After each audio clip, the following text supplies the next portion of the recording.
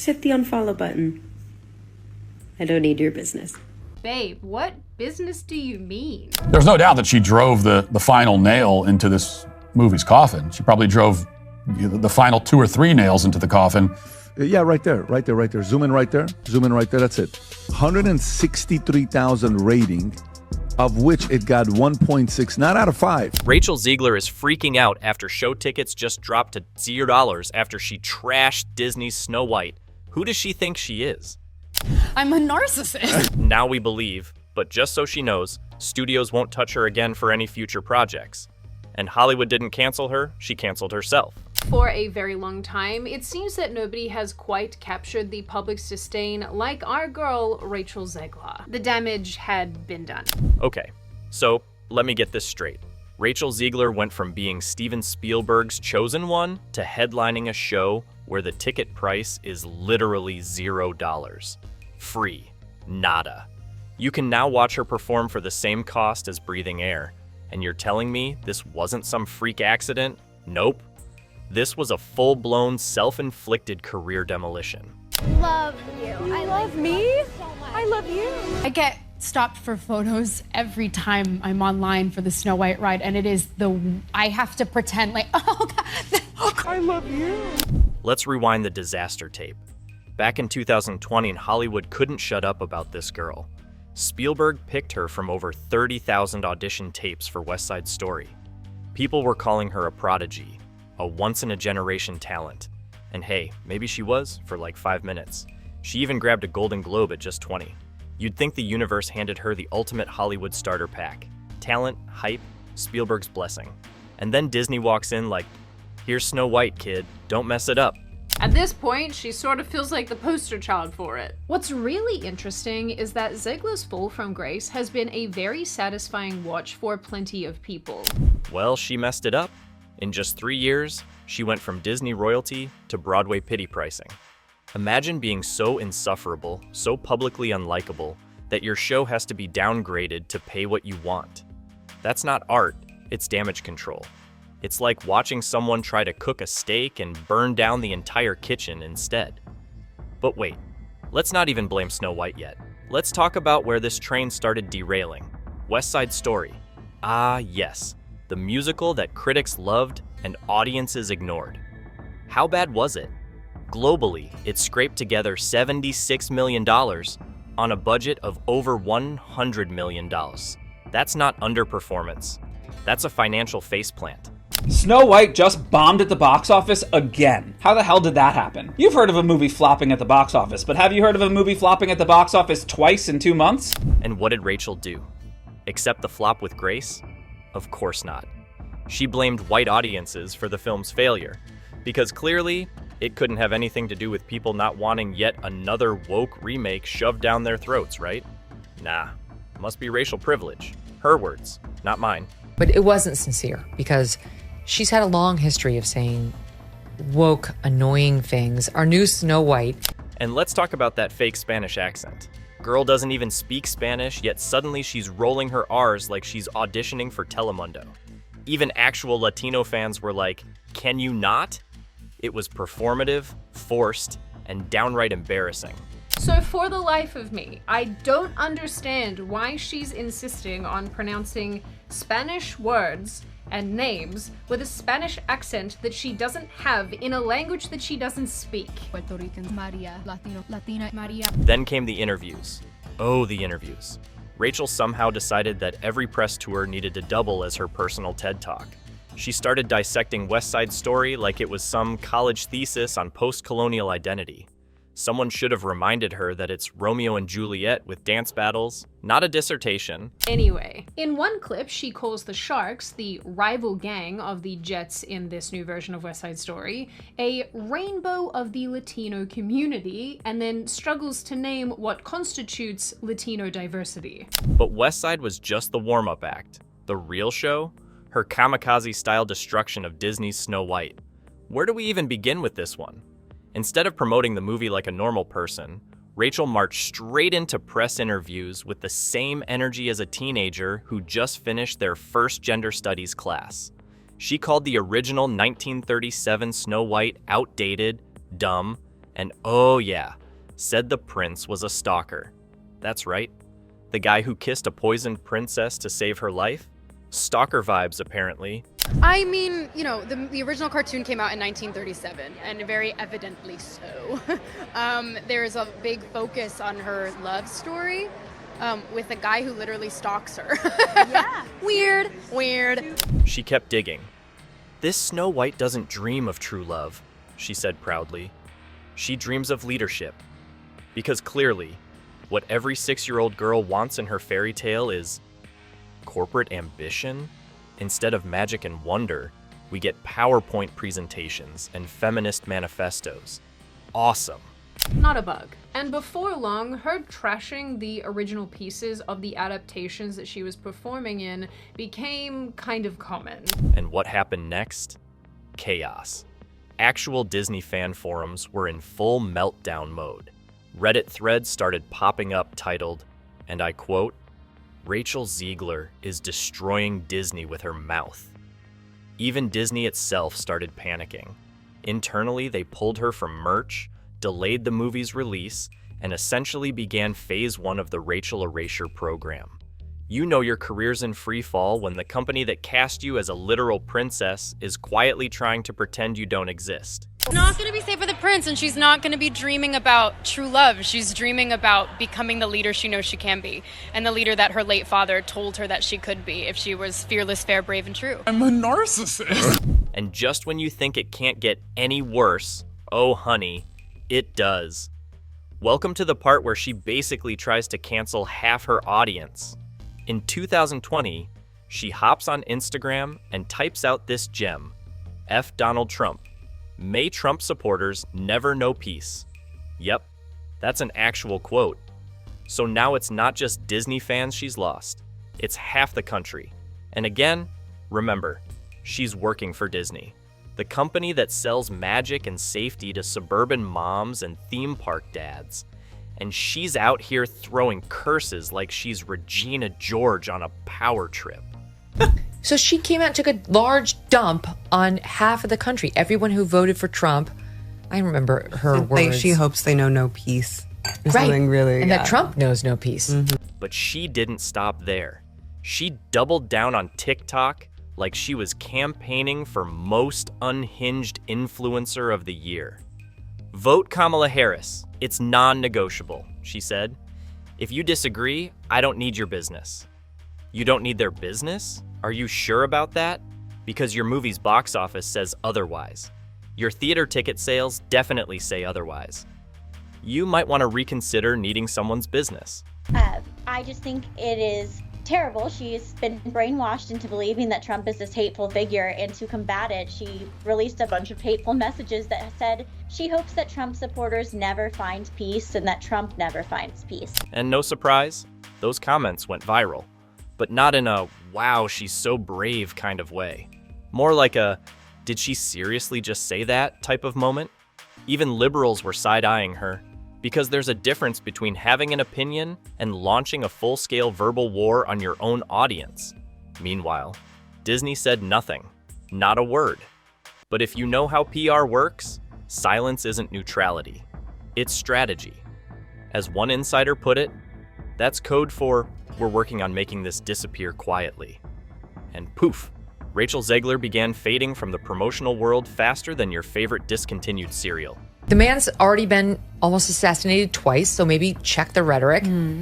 So I attacked her, and then she came out and she said, I apologize. Like, I went too far. The best part? She did all of this by herself. No scandal, no leaked tapes, no surprise controversy. Just her, a microphone, and an endless supply of terrible judgment. It's not even a case of Hollywood turning on her. It's a case of her handing Hollywood the scissors, and then standing still while they cut her out of the frame. Rachel Zegler's career went from Spielberg's darling to Broadway's clearance rack in record time. She had the crown, and she threw it into the dumpster herself. And the worst part?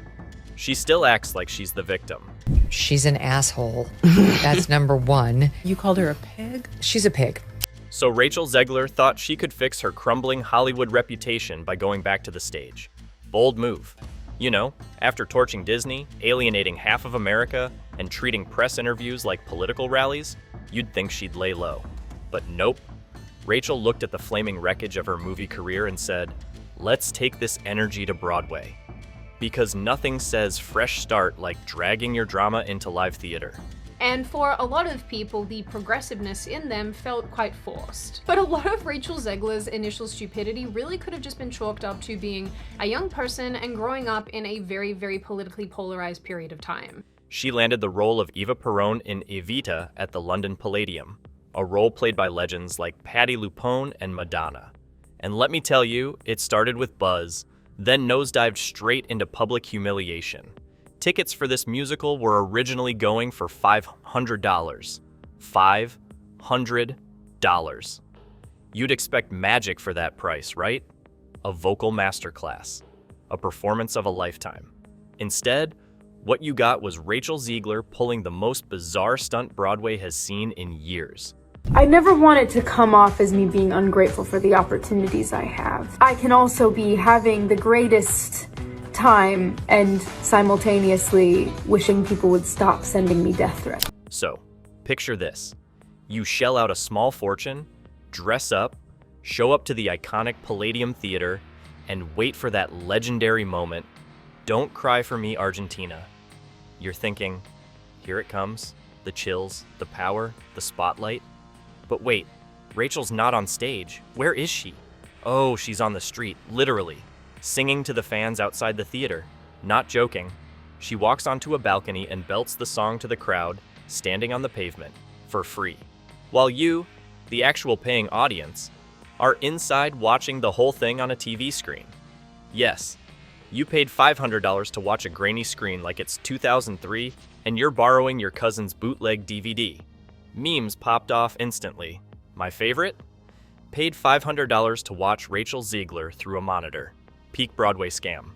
And they weren't wrong. People felt robbed. Nobody signed up for a concert simulcast. This wasn't theater. It was a poorly directed TikTok experiment. She's dumb, but maybe she'll learn. You know what? Whatever I called her, it worked. And you know what made it worse? Rachel wasn't even bad. Critics actually said she was vocally solid. Strong stage presence, good projection, but none of it mattered. Nobody cared how well she sang when the show felt like one giant prank. The damage was done. And when ticket prices started crashing down to pay what you want, you could feel the desperation leaking through the curtains. Some nights, it was literally free. As in, toss a coin if you feel like it, free. From $500 to charity case pricing in a matter of weeks. That's not a rebrand. That's a public relations obituary. You see, the movie opened on 4,200 screens back on March 21st. It did $42 million domestic opening weekend, and then it fell off by a significant 66% the following weekend. Over the next 7 weeks, its theater count would dwindle to just 310 screens. And the mess didn't stop with Evita. Oh no, this behavior was also happening during Snow White. Disney allegedly started editing her out of the film. Think about that. You're the lead. You're playing Snow White, and the studio is quietly minimizing your screen time like you're a background tree. Not only that, they scrubbed her from marketing posters, merch, and even removed her image from stores, like she was never there. That's not subtle, that's exile.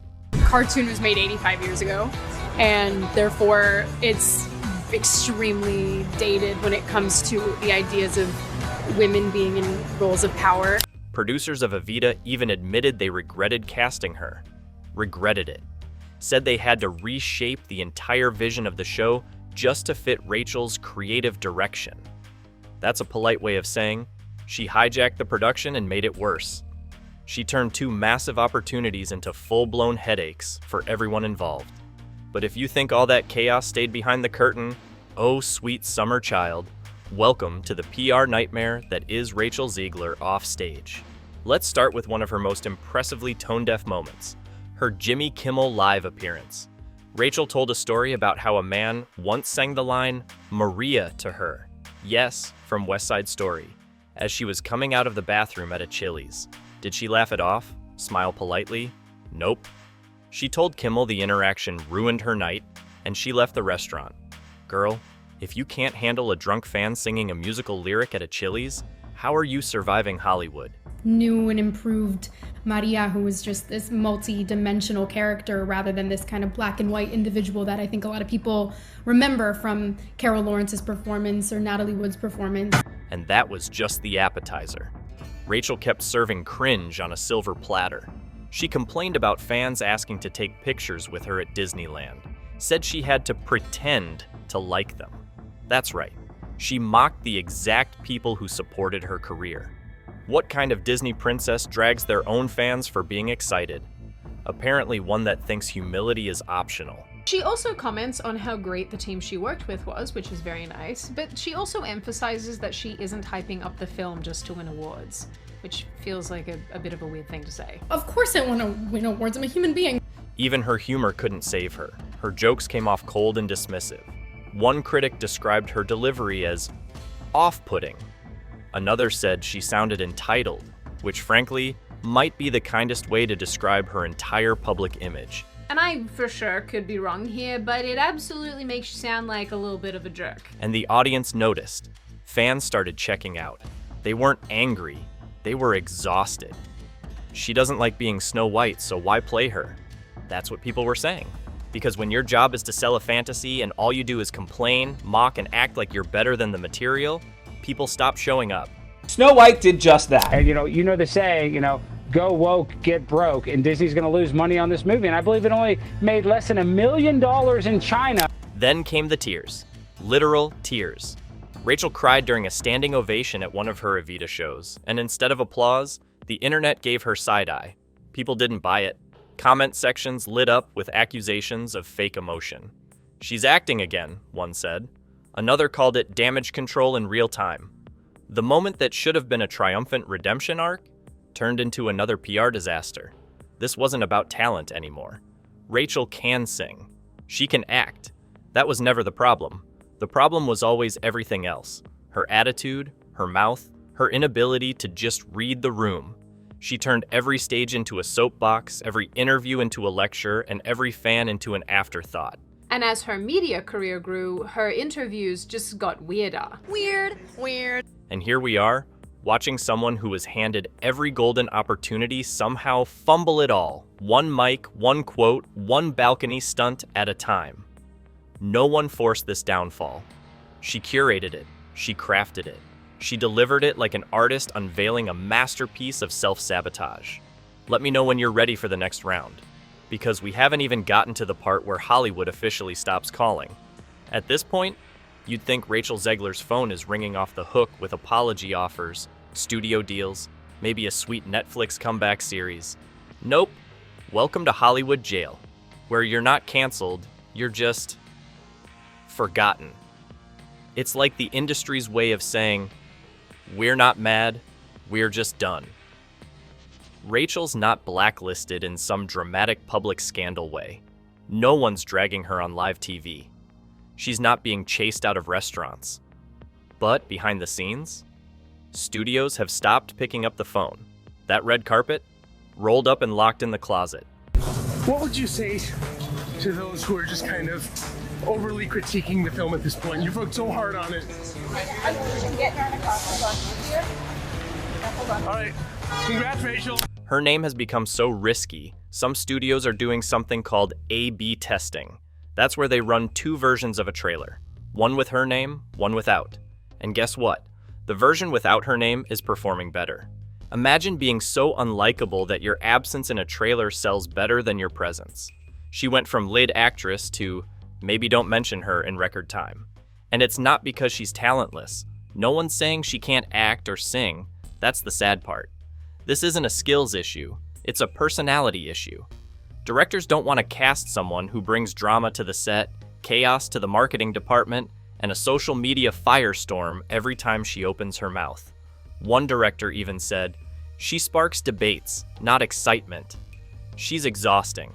She's a PR liability in an industry where playing it safe is practically a religion. What made you want to step into this world of DC heroes? I needed a job. I'm being so serious. Even Disney, the studio that used to shove her face on every poster, has joined the silent protest. Her Snow White version? Erased, like literally. Try finding toys with her face on them. Posters? Gone. Disney stores? Radio silent. It's like they went oops and hit the undo button. This isn't just corporate distancing, it's brand level ghosting.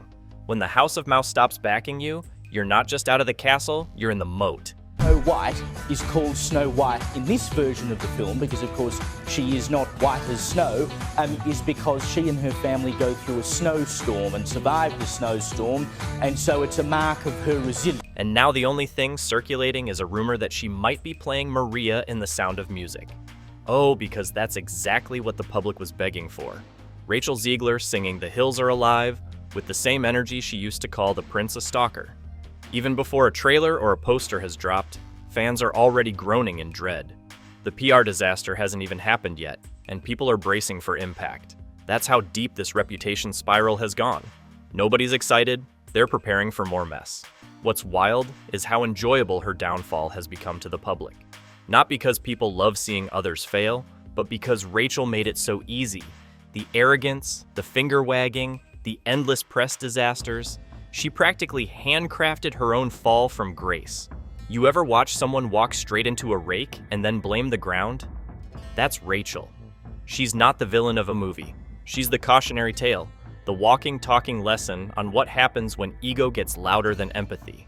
Hollywood didn't betray her. The press didn't invent the backlash. Fans didn't just wake up and decide to be mean. Rachel did this herself, with every smug interview, every politically explosive post, and every quote that screamed, "I'm above this role, and probably you too."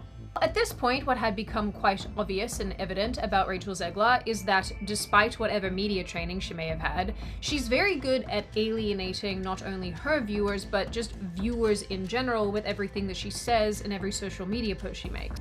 And if you think this story's going to end with a Cinderella-style comeback, think again. Let's look at the scoreboard. Spielberg discovered her. She had a lead in West Side Story, Golden Globe winner, handpicked to be Snow White. And then she went on a mission, unintentionally or otherwise, to alienate every single group rooting for her. She told fans she hated the movie they grew up with. She called fairy tale princes stalkers. She mocked romantic love. She mocked political opponents. She mocked fans. She mocked nostalgia. And when she got called out, she doubled down. Every single time. Oh my gosh, I saw the well, we didn't even see, but I saw the logo and I went, that's my name, Snow White's up there, and I cried my eyes out. Her shows flop. Her movies get delayed. Her interviews go viral for all the wrong reasons. Her tears on stage are met with suspicion. Her name in trailers is being tested like it's a marketing disease. There is no public support movement. There's no hashtag revival, just silence. The one thing Rachel never quite mastered. This wasn't some evil studio conspiracy. This wasn't an internet smear campaign. Rachel Zegler built her own platform and then used it to shout everyone away. Instead of building a community, she built a wall. Instead of being a role model, she became a warning label. Her presence used to light up premieres. Now it gives PR teams nightmares. Rachel Zegler's fairy tale is over. So hit that like, drop a sub, and stay tuned for the next Hollywood Meltdown.